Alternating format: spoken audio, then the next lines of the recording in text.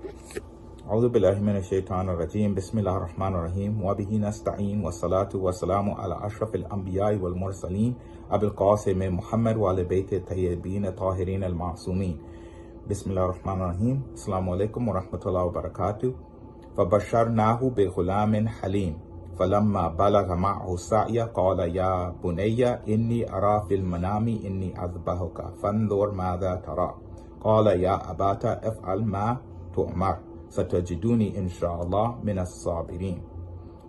What we have here is the story of Hazrat Ismail and Hazrat Ibrahim. That Allah gave Ibrahim glad tidings of a righteous son after he had spent a long time hoping and praying to have someone who would be able to carry on his mission.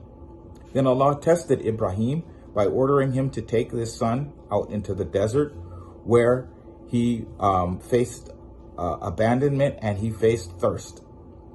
Then after the son was older, then Ibrahim was now ordered to kill him.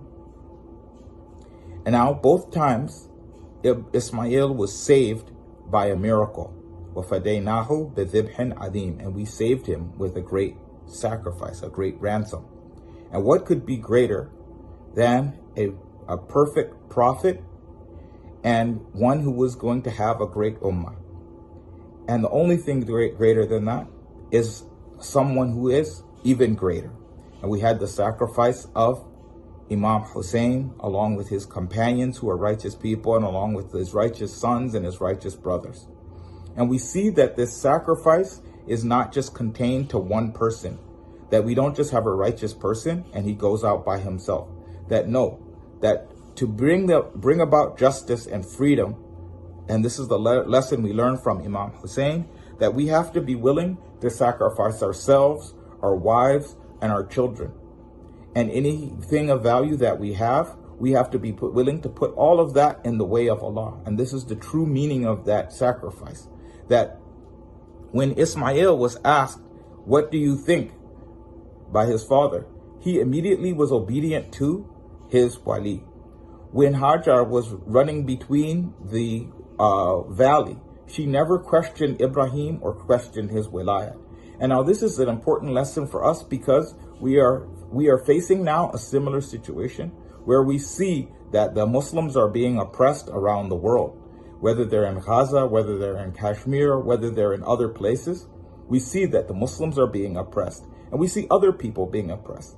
That we have a duty as Muslims to call out for justice, and we are not allowed to do taqiyya at a time where the silence would be seen as approval and the injustice would get worse.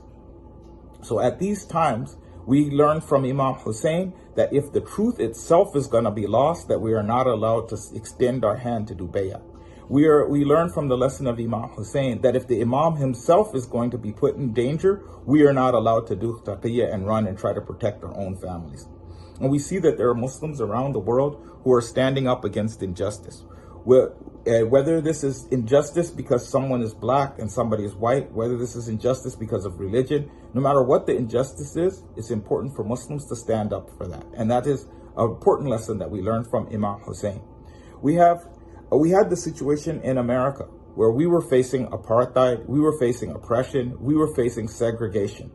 And the leader of the Muslims at that time was a young man named Malcolm X.